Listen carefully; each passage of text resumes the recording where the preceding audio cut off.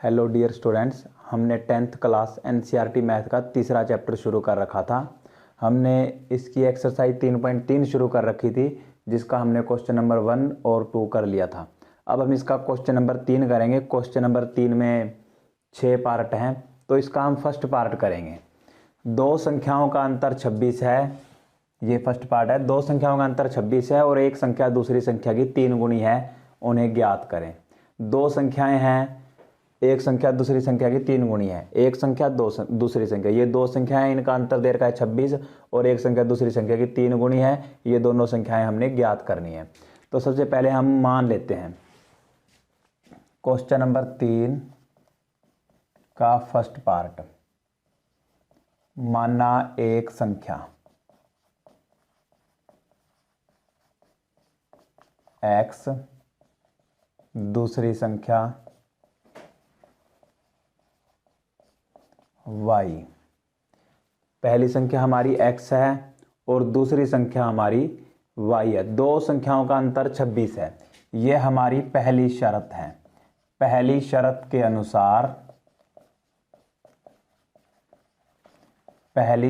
के अनुसार दो संख्याओं का अंतर 26 है। अंतर का मतलब घटाने पर, कि एक संख्या से हम जो दूसरी संख्या घटाएंगे तो 26 बचना चाहिए।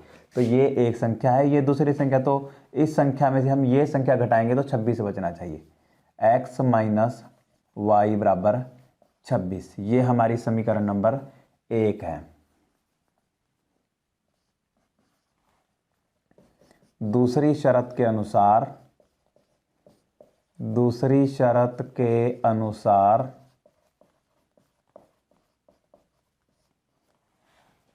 कहता एक संख्या, देखो एक संख्या क्या है x बराबर दूसरी संख्या क्या है y की 3 गुणी है। गुणी मतलब गुणा करनी। देखो की लिखा हुआ का, के, की, इनका मतलब गुणा करना ही होता है। तो दूसरी संख्या की मतलब गुणा करनी है, 3 गुणी है। वैसे गुणी भी लिखा, गुणी का मतलब भी गुणा करनी है। कितने से गुणा करनी है? 3 से।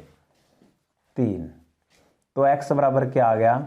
3y। तो 3y को इधर लेकर आएंगे हम, x माइनस 3y बराबर 0। ये समीकरण नंबर 2 है।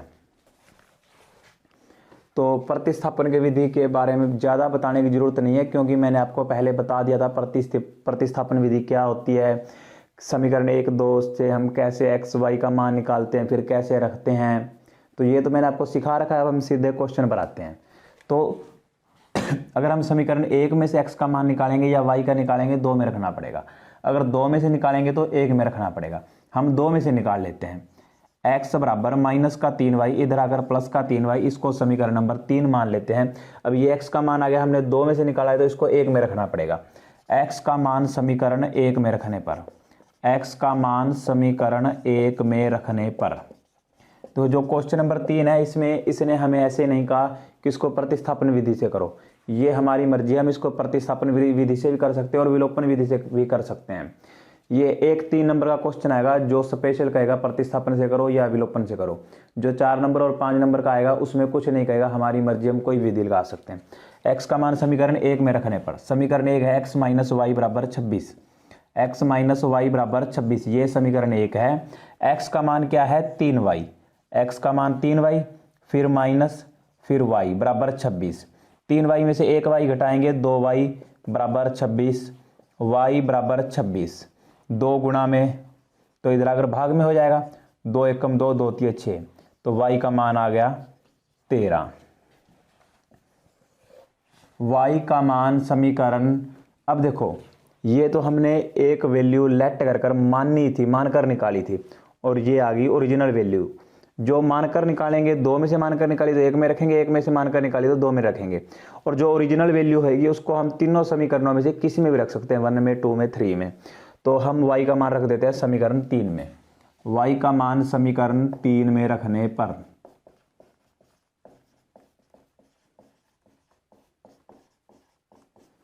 समीकरण 3, x बराबर 3y, x बराबर 3y, x बराबर 3 गुणा में y का मान है 13,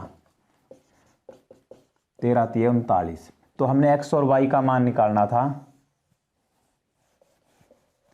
x का मान 39 आया और y का मान 13 आया। तो हमने x y का मान नहीं, हमने पहली संख्या दूसरी संख्या निकालनी थी।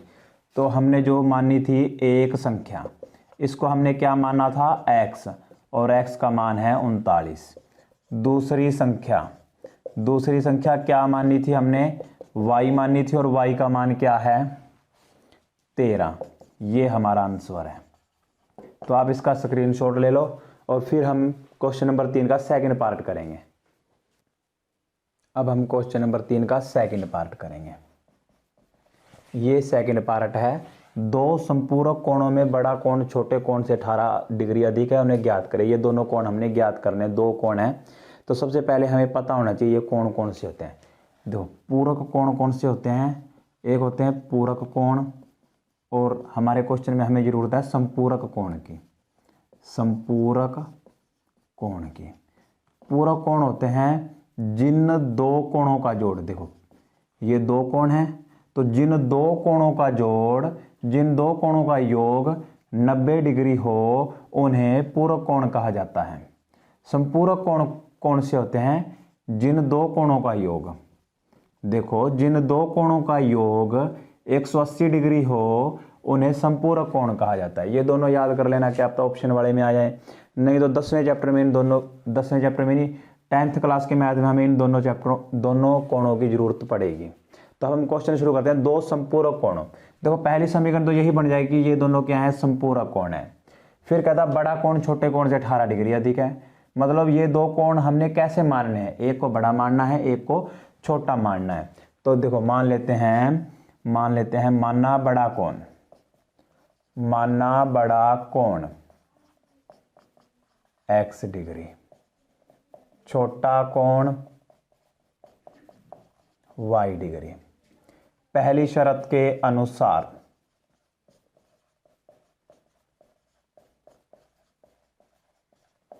देखो पहली शर्त हमारी क्या है कि ये दोनों कोण संपूरक कोण है। तो संपूरक कोण कौन से होते हैं, जिन दो कोणों का योग 180 डिग्री हो, पहला प्लस दूसरा। देखो पहला दूसरा इनमें जोड़ ही करना है, किसी को मर्जी पहले लिख दो, x कोण प्लस y कोण, दोनों कोणों का जोड़ कितना होना चाहिए 180 डिग्री। तो संपूरक कहा था इसीलिए हमने इन दोनों का जोड़ कर दिया। अब कह रहा है दूसरी शर्त के अनुसार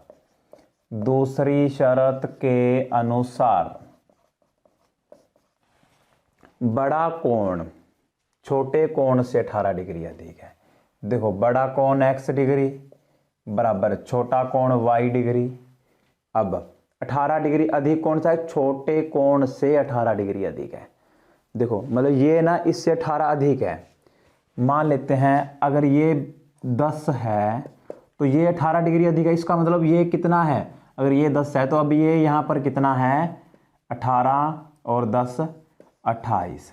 तो अब हमें जो ये 18 डिग्री अधिक है, तब हमें 18 किसको अधिक करना चाहिए, जो कम है, जो छोटा है। ये छोटा है तो इसको 18 अधिक करेंगे, अधिक का मतलब होता है प्लस करना, तो इसको 18 अधिक कर दिया, 18 और 10 कितना होता है 28। तो हम ये इसमें प्लस क्यों किया, ताकि ये दोनों बराबर हो जाएं। तो ये दोनों बराबर हो गए। तो इसी ट्रिक से अब इनको देखिए, 18 डिग्री अधिक है, अधिक का मतलब प्लस करना है, तो हम 18 इसमें प्लस करें या इसमें। देखो बड़ा, ये तो बड़ा कोण है, छोटा ये छोटा कोण है, अगर इसमें 18 प्लस कर दीजिए तो और बड़ा हो जाएगा, तो छोटे में 18 प्लस करना पड़ेगा ना, ताकि ये इसके बराबर हो जाए। अगर जैसे मैंने पहले लाइन पढ़कर आपको बताया था कि बड़ा कोण छोटे कोण से 18 डिग्री अधिक है, उस तरीके से समझ में आए तो ठीक है, नहीं तो इस ट्रिक से याद रख लेना कि बड़े में प्लस करेंगे तो ये और बड़ा हो जाएगा, छोटे में प्लस करना पड़ेगा ताकि ये इसके बराबर हो जाए।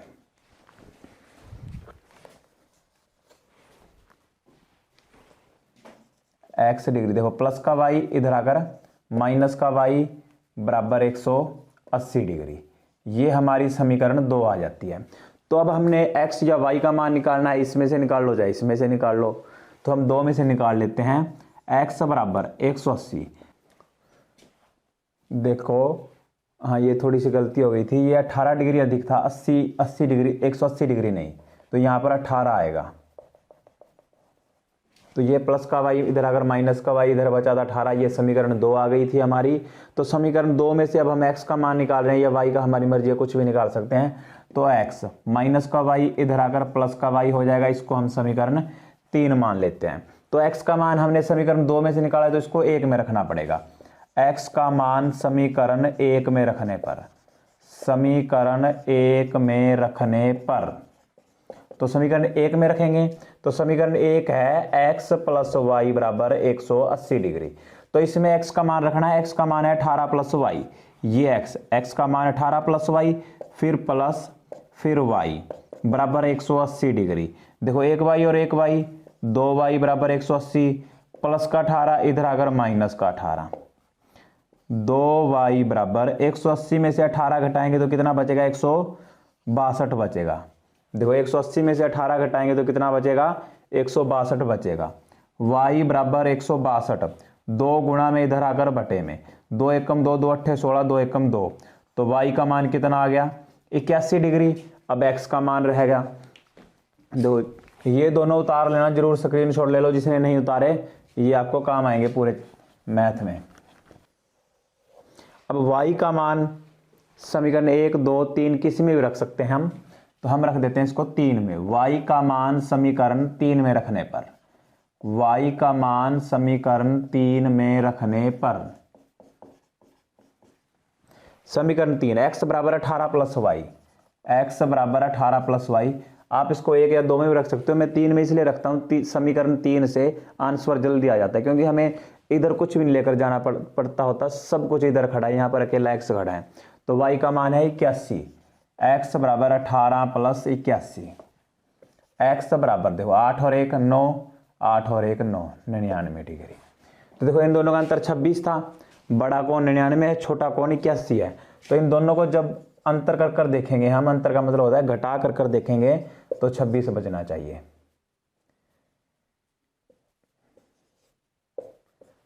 हाँ 18 ठीक है, क्योंकि एक संख्या दूसरी संख्या नहीं, ये 26 में इस क्वेश्चन को पढ़ रहा था, ये है 2 संपूरक कोणों में बड़ा कोण छोटे कोण से 18 डिग्री अधिक है। मैंने इसको गलती से पढ़ लिया था, 26 है तो 18 डिग्री अधिक है, तो बड़े कोण में छोटा कोण घटाया 18, इसका मतलब बिल्कुल सही है। हम अपने आंसर को खुद चेक कर सकते हैं। 18 इन दोनों का बड़ा कोण छोटे से 18 डिग्री अधिक है, अंतर 18 आ गया, तो इसका मतलब हमारा क्वेश्चन बिल्कुल सही है। और ये दोनों संपूरक कोण थे। संपूरक कोण कौन से होते हैं, जिन दो कोणों का योग 180 डिग्री हो, तो इनका जोड़ भी कर कर देख लेते हैं। 9 1 10 की 0 हाथ से लेकर 9 1 10 और 8 18 180 डिग्री, तो क्वेश्चन बिल्कुल ठीक है। ऐसे क्वेश्चन को आप खुद चेक कर कर देख सकते हो। तो हमने बड़ा कोण और छोटा कोण, हमारा बड़ा कोण क्या था x डिग्री बराबर x का मान 99 डिग्री, छोटा कोण क्या था हमारा y डिग्री और y का मान क्या है हमारा 81 डिग्री। तो आप इसका स्क्रीनशॉट ले सकते हैं और फिर हम थर्ड पार्ट शुरू करते हैं क्वेश्चन नंबर 3 का। तो हमने क्वेश्चन नंबर 3 का सेकंड पार्ट कर लिया था, अब हम क्वेश्चन नंबर 3 का थर्ड पार्ट शुरू करते हैं। देखो, एक क्रिकेट टीम के कोच ने 7 बल्ले तथा 6 गेंदें 3800 रुपए में खरीदी।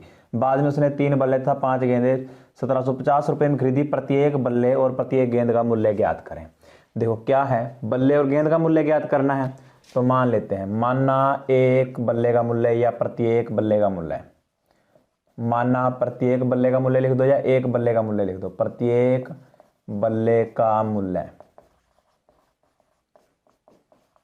x रुपए, प्रत्येक गेंद का मूल्य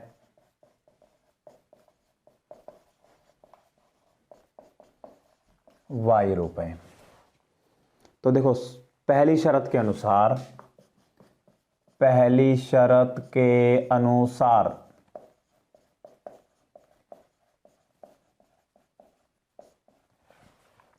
सात बल्ले तथा 6 गेंदे, देखो कितने बल्ले हैं 7, तो बल्ले को x माना, एक बल्ला एक x। देखो चला ऐसे लिख लो, एक बल्ले का मूल्य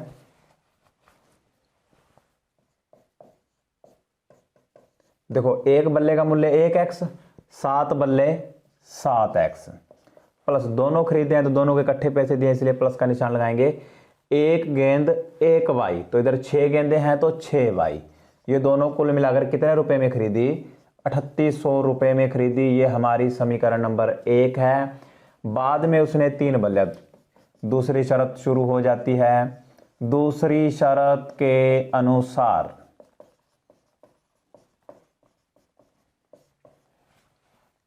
तीन बल्ले तथा 5 गेंदे। देखो, एक बल्ला 1x, 3 बल्ले 3x प्लस 5 गेंदे, एक गेंद 1y, 5 गेंदे 5y, कितने रुपए में खरीदी? 1750 रुपए में खरीदी। ये हमारी समीकरण नंबर 2 आ जाती है। तो मेरे को ऐसे लग रहा है कि ये क्वेश्चन बिल्कुल आसान है। अब समीकरण 3 निकालनी है, फिर किसी एक में रखकर x या y का मान आएगा और यहां से हम इसका आंसर निकाल सकते हैं। तो ये बिल्कुल आसान है, ये आपका होमवर्क है। इस क्वेश्चन को आगे आप खुद करोगे। अब हम क्वेश्चन नंबर 3 का 4th पार्ट करते हैं। अब हम क्वेश्चन नंबर 3 का 4th पार्ट करते हैं। ये थोड़ा सा जरूरी भी है और थोड़ा सा ये क्वेश्चन औखा है, हार्ड है, इसको ध्यान से समझना। तो एक नगर में टैक्सी के भाड़े में एक नियत भाड़े के अतिरिक्त चली गई दूरी पर भाड़ा सम्मिलित किया जाता है। नियत भाड़ा ये फिक्स है, अतिरिक्त चली गई दूरी ये कह रहा है कि, चल थोड़ा सा क्वेश्चन आगे पढ़े। 10 किलोमीटर दूरी के लिए भाड़ा 105 रुपये है, 15 किलोमीटर दूरी के लिए भाड़ा 155 रुपये है। नियत भाड़ा तथा प्रति किलोमीटर भाड़ा क्या है? नियत भाड़ा और प्रति किलोमीटर भाड़ा हमने ज्ञात करना है। देखो, हमने ज्ञात करना है नियत भाड़ा प्रति किलोमीटर भाड़ा। प्रति किलोमीटर भाड़ा मतलब 1 किलोमीटर का भाड़ा। प्रति किलोमीटर भाड़ा मतलब 1 किलोमीटर का भाड़ा। तो ये कह रहा है कि हमने 1 किलोमीटर जाना है, चाहे 2 किलोमीटर जाना है, चाहे 5 किलोमीटर जाना है, चाहे 10, जितने मर्जी किलोमीटर जाना हो, तो वो हमें किराया देना होगा प्रति किलोमीटर। 1 किलोमीटर भाड़ा इसके हिसाब से, जैसे ये किराया है मान लेते हैं y रुपये, तो इसके हिसाब से जैसे 1 किलोमीटर गए तो 1 गुणा में y, 2 किलोमीटर गए 2 गुणा में y, 5 किलोमीटर गए 5 गुणा में y, 10 किलोमीटर गए 10 गुणा में y। जितने किलोमीटर लिखा तो जितने किलोमीटर जाएंगे उसके हिसाब से, जैसे y का मान 5 है तो 5 एकम 5, 5 दूनी 10, 5 दूनी 25, 5 50। अब नियत भाड़े का मतलब क्या है? जो नियत भाड़े को हम x मान लेते हैं, जैसे ये 5, 10, 15, 20 कुछ भी आ सकता है। तो इसका मतलब है कि आप 1 किलोमीटर जाओ, 2 किलोमीटर जाओ, 5 जाओ, 10 जाओ, चाहे 20 किलोमीटर जाओ, आप जितने किलोमीटर मर्जी जाओ, आपको ये भाड़ा तो देना ही पड़ेगा, ये फिक्स है। जैसे कोई 10 किलोमीटर गया तो अब मान लेते हैं प्रति किलोमीटर भाड़ा 5, 10 पंजे 50 रुपये, और नियत भाड़ा मान लेते हैं 10 रुपये है, और ये 10 रुपये तो आपको एक्स्ट्रा देने ही पड़ेंगे, ये फिक्स है। नियत भाड़ा मतलब फिक्स है। जैसे कोई 1 किलोमीटर गया तो 1 किलोमीटर के तो 5 रुपये के हिसाब से तो उसके 5 रुपये बनेंगे, फिर उसको क्या बचेगा, और इसलिए उसने ये फिक्स कर रखा है कि ये 10 रुपये तो आपको देने ही पड़ेंगे।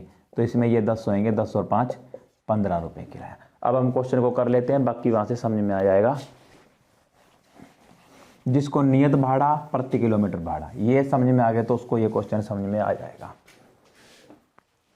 हमने निकालना था नियत भाड़ा और प्रति किलोमीटर भाड़ा। प्रति किलोमीटर भाड़ा होता है 1 किलोमीटर का भाड़ा। तो यहां पर लिख लेते हैं माना नियत भाड़ा। नियत भाड़ा बराबर x रुपए प्रति किलोमीटर भाड़ा। प्रति किलोमीटर भाड़ा y रुपए। पहली शर्त के अनुसार, पहली शर्त के अनुसार देखो, ये नियत भाड़ा मतलब फिक्स है, चाहे आप जितने किलोमीटर मर्जी जाओ, ये किराया तो हमें देना ही पड़ेगा। जैसे 10 रुपये हैं तो 10 रुपये ये तो देने ही पड़ेंगे, इसमें कोई चेंज नहीं होएगा। कोई 1 किलोमीटर जाए, चाहे 10 किलोमीटर जाए, चाहे 20 किलोमीटर जाए, ये x रुपये जो नियत भाड़ा है ये तो हमें देना ही पड़ेगा। तो इसमें कोई चेंज नहीं होएगा, सेम आएगा। चेंज इसमें होएगा, कोई 1 किलोमीटर जाएगा 1y, 5 किलोमीटर जाएगा 5y, 10 किलोमीटर जाएगा 10y। तो ये प्रति किलोमीटर भाड़ा 1 किलोमीटर भाड़ा इसमें चेंज होएगा। तो हमारी समीकरण क्या थी? भाड़े के अतिरिक्त चली गई दूरी पर 10 किलोमीटर, ये पहली समीकरण है। 10 किलोमीटर दूरी के लिए भाड़ा 105 रुपये है। तो 10 किलोमीटर जाएंगे, देखो 1 किलोमीटर 1y, 10 किलोमीटर तो 10y, और किराया दे रहे हैं हम 105 रुपये। देखो इसमें कोई चेंज नहीं होगा, ये फिक्स है, ये x ही रहेगा। ये हमारी समीकरण नंबर 1 है। दूसरी शर्त के अनुसार, दूसरी शर्त के अनुसार फिर वही चीज, ये नियत भाड़ा ये तो फिक्स है, इसमें कोई चीज नहीं होगी, ये तो x रुपये देने ही पड़ेंगे। प्लस कितने किलोमीटर जाना है, दूसरी समीकरण है 15 किलोमीटर के लिए, भाड़ा 155 रुपये है। देखो 1 किलोमीटर 1y, तो 15 किलोमीटर 15y, किराया है 155 रुपये। ये समीकरण नंबर 2 आ गई। तो हमने x या y का मान निकालना है, इसमें से निकालोगे इसमें रख देना, इसमें से निकालोगे इसमें, हम 2 में से निकाल लेते हैं। x बराबर 155 प्लस का 15y, इधर आकर माइनस का 15y, इसको मान लेते हैं समीकरण 3। देखो 2 में से निकाला है तो 1 में रखना पड़ेगा। x का मान समीकरण 1 में रखने पर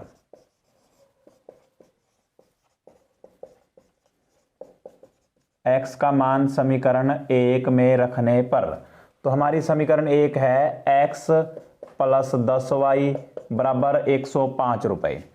ये हमारी समीकरण 1 है। तो x का मान कितना है, 155 माइनस 15y, ये x का मान प्लस 10y बराबर 105 रुपये। देखो अब माइनस 15y प्लस 10y, जब निशान दोनों प्लस तो भी जोड़ होएगा, दोनों माइनस तो भी जोड़ होएगा, फिर निशान माइनस वाला लग जाएगा। जब 1 प्लस 1 माइनस, मतलब निशान अलग अलग हो तो घटा करना है। 15y में से 10y घटाएंगे तो 5y बचेगा, बराबर 105 है।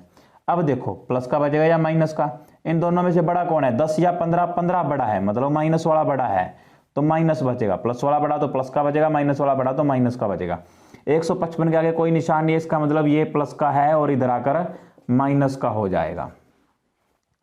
माइनस 5y बराबर 155 में से 105 घटाएंगे, 5 में से 5 गया 0, 5 में से 0 घटाएंगे 5, 1 में से गया 0, 50। तो बड़ा कौन है 155, माइनस वाला बड़ा है तो माइनस का 50 बचेगा, माइनस से माइनस कट गया। y 5 गुणा में तो इधर आकर भाग में हो जाएगा, 5 एकम 5, 5 दाएं 50। y का मान कितना आ गया 10। y का मान 10 आ चुका है। तो अब हमने निकालना है x का मान। y का मान समीकरण 1, 2, 3 किसी में से रखकर हम x का मान निकाल सकते हैं। y का मान समीकरण 3 में रखने पर, y का मान समीकरण 3 में रखने पर, समीकरण 3 x बराबर 155 माइनस 15y, x बराबर 155 माइनस 15y, ये हमारी समीकरण नंबर 3 है। x का मान, y का मान है 10, y का मान है 10, x बराबर 155 माइनस 15 दाया 150, तो x का मान आ गया 5 रुपये। तो हमारा नियत भाड़ा क्या था, नियत भाड़ा क्या था, x रुपये, x का मान है 5 रुपये। प्रति किलोमीटर भाड़ा, प्रति किलोमीटर भाड़ा क्या था, y रुपये, y का मान है 10 रुपये।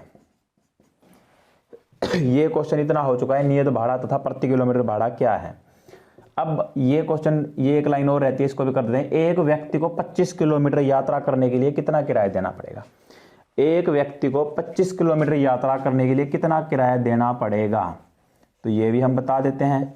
25 किलोमीटर यात्रा के लिए किराया, या लिख दो भाड़ा।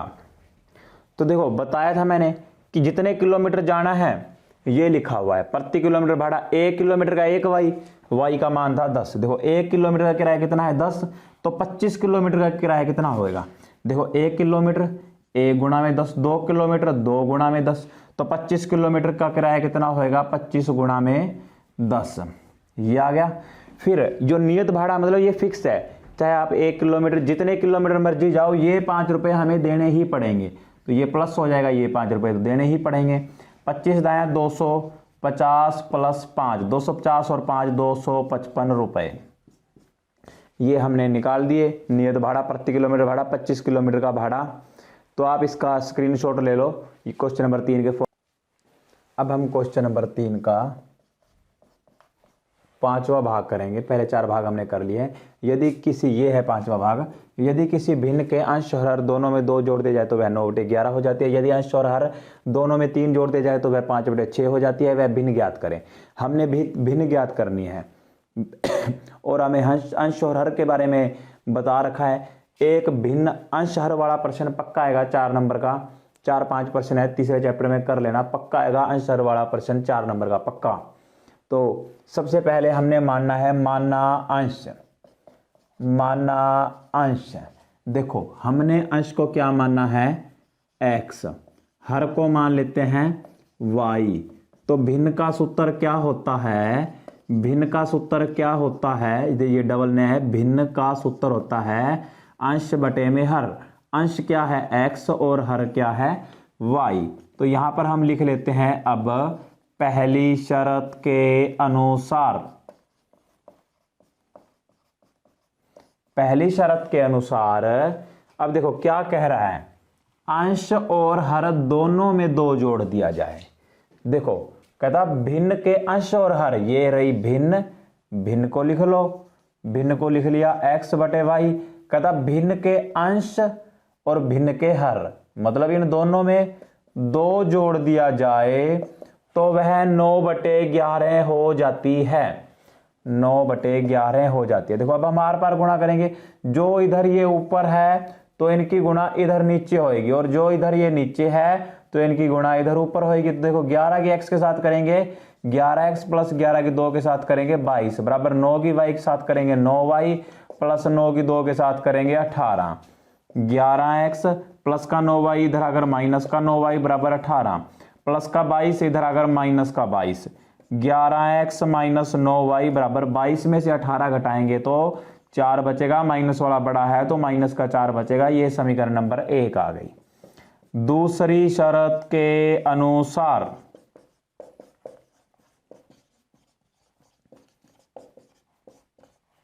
अब देखो दूसरी शर्त क्या है, यदि अंश और हर दोनों में 3 जोड़ दिया जाए तो वह 5/6 हो जाती है। देखो भिन्न के अंश और हर दोनों में 3 जोड़ दिया जाए तो वह 5/6 हो जाती है। ऊपर वाले गुणा इधर नीचे, इधर नीचे वाले गुणा इधर ऊपर होएगी। देखो x की 6 के साथ 6x प्लस 6 तिये 18, 5 की y के साथ 5y प्लस 5 तिये 15, 6x प्लस का 5y इधर अगर माइनस का 5y बराबर 15 प्लस का 18 इधर अगर माइनस का 18। 6x माइनस 5y बराबर 18 में से 15 घटाएंगे तो -3 बचेगा। समीकरण नंबर 2 आ गई। अब समीकरण 1 भी निकाल ली हमने, समीकरण 2 भी निकाल ली। तो समीकरण 2 में से या समीकरण 1 में से x और y का मान निकालना है। अगर 1 में से निकालेंगे 2 में रख देंगे, 2 में से निकालेंगे 1 में रख देंगे। उसके बाद समीकरण 3 आ जाएगी। फिर वहां से हमारा यहां पर जब हम वैल्यू रखेंगे समीकरण 3 की x की वैल्यू, तो वहां से हमारा x या y का मान आएगा। फिर 1 2 3 किसी में रखकर दूसरा मान निकाल लेंगे। इस प्रकार हमारा अंश और हर, चलिए क्वेश्चन में वो कंप्लीट करवा ही देता हूं। अब देखो 3 में से निकाल लेते हैं 6x बराबर -3 -5y, तो इधर आकर प्लस का 5y। ये 6 गुणा में है तो इधर आकर क्या हो जाएगा, भाग में हो जाएगा। देखो 6x था ना, तो आप अगली लाइन में कर लेना, मैंने इसी लाइन में कर दिया। 6 गुणा में था, इधर आकर भाग में होगा। इसको मान लेते हैं समीकरण नंबर 3। अब देखो x का मान हमने 2 में से निकाला है तो इसको 1 में रखना है। x का मान समीकरण 1 में रखने पर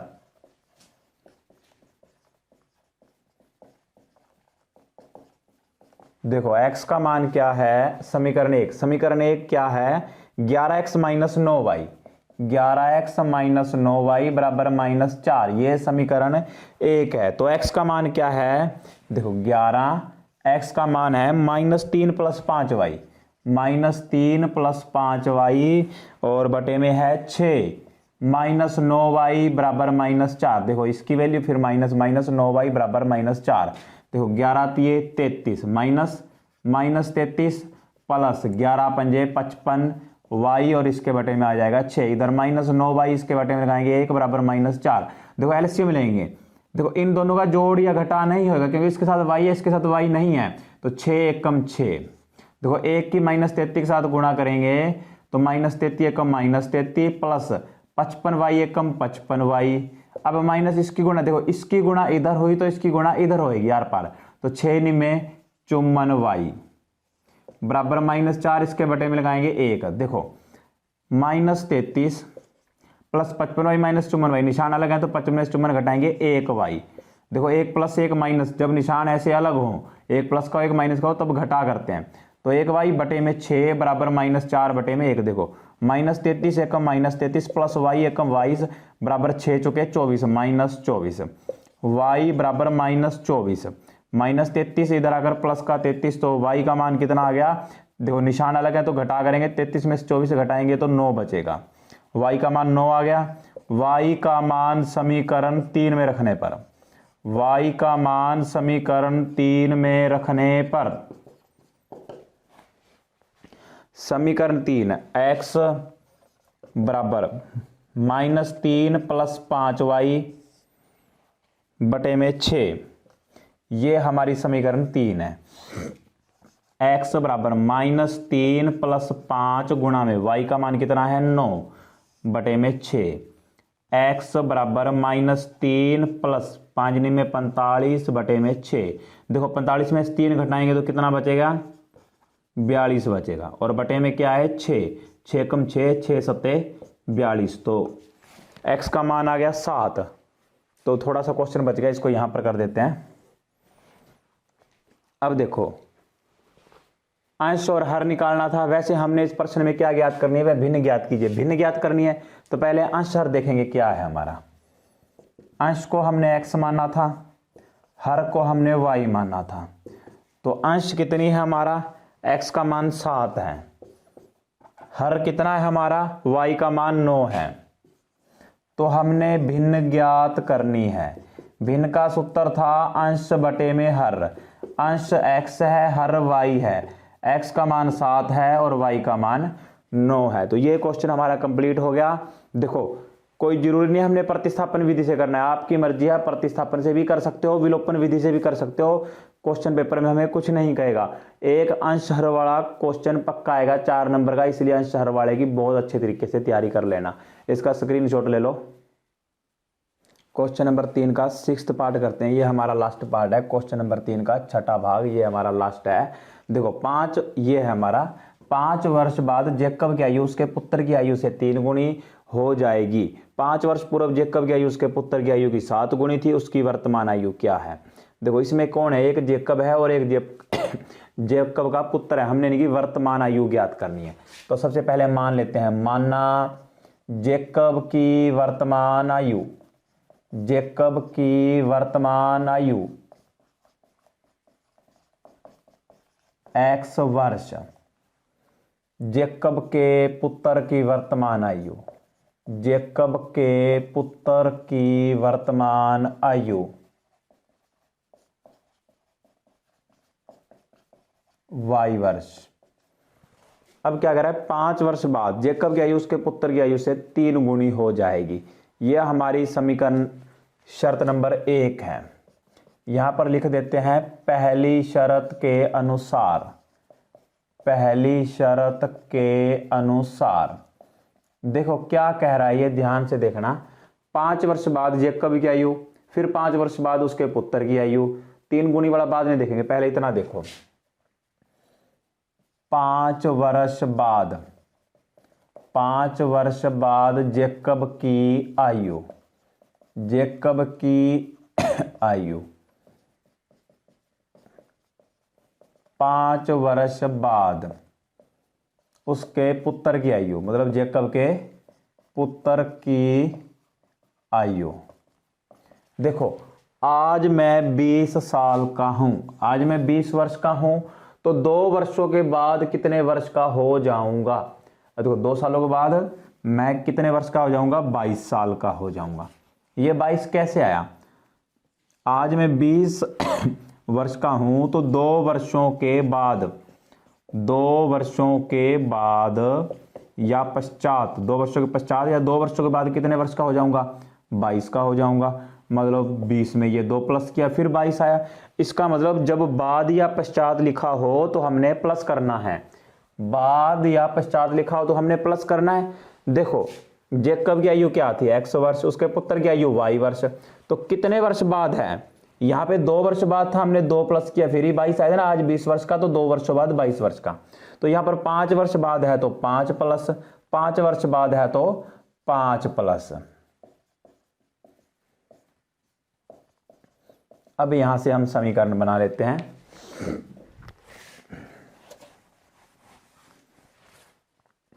देखिए ये जेकब को इधर रख लेते हैं x + 5 और उसके पुत्र को इधर रख लेते हैं y + 5। देखो ये पिता है तो ये बड़ा है, ये पुत्र, छोटा पुत्र छोटा ही होता है आयु में पिता से, पिता पुत्र, तो पुत्र छोटा है। क्या कह रहा है, आयु से 3 गुणी हो जाएगी। यहां से समझ में आ रहा है तो ठीक है, नहीं तो ट्रिक देखो, 3 गुणी मतलब 3 गुना करना है, किससे करेंगे, देखो बड़े से गुणा कर दीजिए तो और बड़ा हो जाएगा, मतलब छोटे से गुणा करना पड़ेगा ताकि छोटा बड़े के बराबर हो जाए। ये कर दिया हमने 3 गुणा में।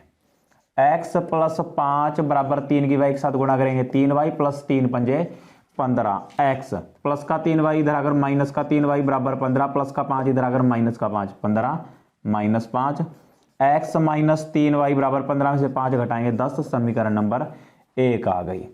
अब करते हैं दूसरी शर्त के अनुसार।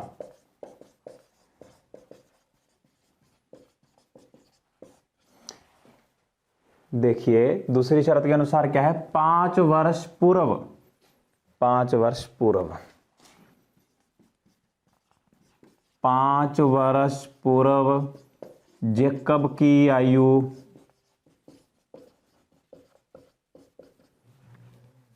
5 वर्ष पूर्व उसके पुत्र की आयु